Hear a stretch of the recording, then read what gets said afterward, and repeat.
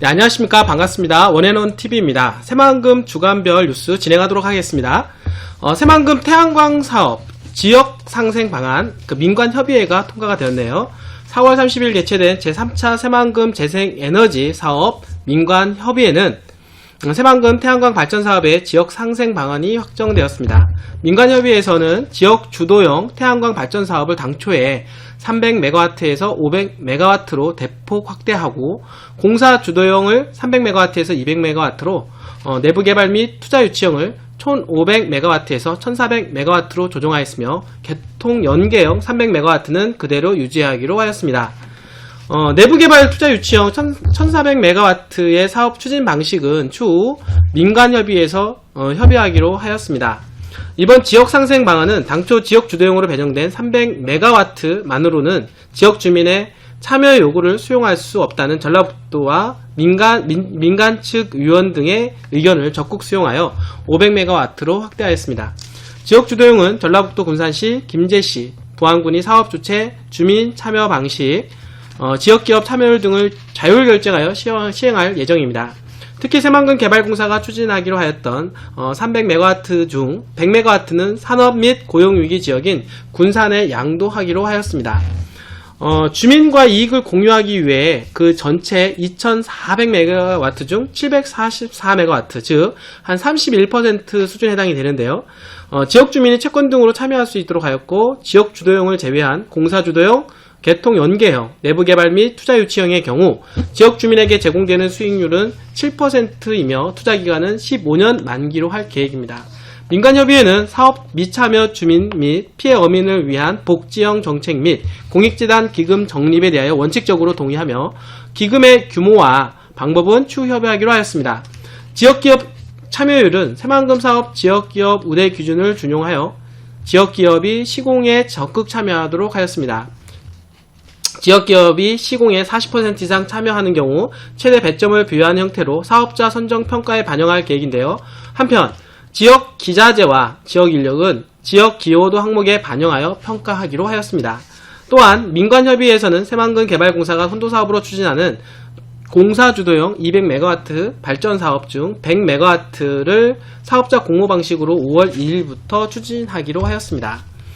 정부위원장인 새만금 개발청 안충환 차장은 민간의 의원들이 머리를 맞대고 수차례 회의를 거듭하여 마련한 이번 지역 상생 방안이 지역에 활력을 주는 동시에 새만금 내부 개발을 활성화하는 계기가 되도록 최선의 노력을 다하겠다라고 하였습니다. 민간위원장인 전라북도대학교 오창환 교수는 민간 측은 재생에너지 사업을 통해 전라북도의 이익 극대화와 기업 유치를 도모하고 재생에너지 사업만큼이나 전라북도에 도움이 될 수산업 복원과 관광 활성화에 재생에너지 사업이 지장을 초래하지 않도록 하기 위한 목표를 갖고 노력했으며 서로의 양보를 바탕으로 어렵게 타결한 1단계 합의가 성공적인 새만금 재생에너지 사업의 큰 걸음으로 되었으며 하며 향후 해수유통이 될 경우에 대비하여 재생에너지 사업 플랜 B를 포함한 다음 단계가 합의가 이루어지기를 민측은 적극 요청한다라고 말을 하였네요. 전라북도 이원택 정무부지사는 새만금 재생에너지 사업은 많은 지역 주민과 지역 기업이 참여할 수 있는 계기가 마련되었으며 지역 일자리 창출에도 크게 기여할 것으로 기대가 된다라고 말을 하였습니다. 자, 새만금에 또다시 얘기가 나오고 있는데요. 새만금 복합 리조트 발행. 자, 결국에는 오픈 카지노가 관건이 될 것입니다. 새만금 개발청은 국내 최대 관척지 새만금을 복합 리조트 개발하기 위한 움직임이 본격화되고 있는데요. 4월 29일 새만금 일본 투자 유치를 위한 용역을 중화권 기업 투자 유치 용역을 발주한 지 한 달 만에 추가 발주함으로써 관광 레저 산업을 필두로 일본, 중국 자본을 유치로 목표를 세우고 있습니다. 그러나 최근 외국인 직접 투자가 7년 만에 최저를 기록한 점과 특히 한일 관계 악화 영향으로 일본의 투자금은 전년 대비 31% 감소하면서 투자 유치가 가능할지 의문이 됩니다. 또한 리조트 개발 관계자에 의하면 상식적으로 새만금에 거대 태양광 패널이 설치되는데 이런 곳에 리조트를 짓는다는 것이 일관성이 있는 계획은 아닌 듯하며 풍광이 좋은 것도 아니고 역사적 유적지도 없어 관광객을 흡수할 만한 강력한 요인이 부족해 보인다라고 합니다.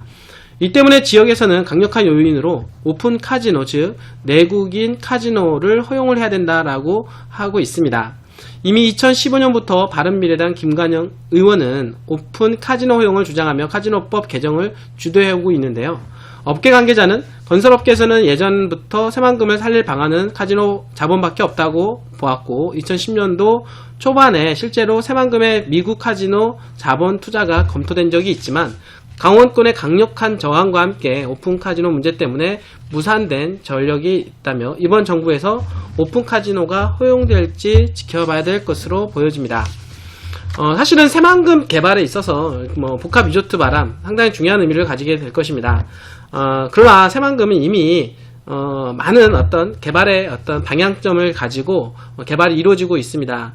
공항, 항만, 철도, 도로망, SOC를 기반으로 해서 많은 민간 기업들이 현재 들어오고 있는 상황이고, 그리고 재생에너지 바람으로 인해서 대한민국의 중추 역할을, 경제의 중추 역할을 할 수 있는 개발이 현재 이루어지고 있는 상황이다라고 볼 수가 있겠네요. 뿐만 아니라 사실 새만금을 관광과 연계해서 개발시키기도 하는데요. 이런 복합 리조트가 들어온다라고 하는 건 상당한 의미가 있겠다라고 볼 수가 있겠습니다.